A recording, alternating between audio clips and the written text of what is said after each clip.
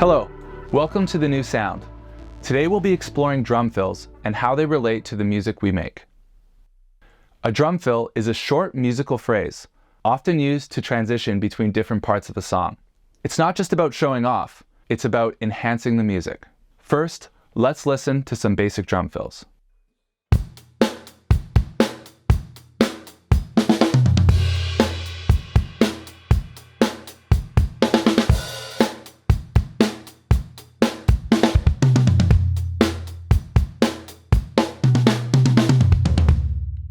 You might record fills live with a microphone or program them using a sequencer or drum machine in a DAW. After recording, you can edit your fills for timing, add effects like reverb, or even layer samples for more depth. Try and get creative.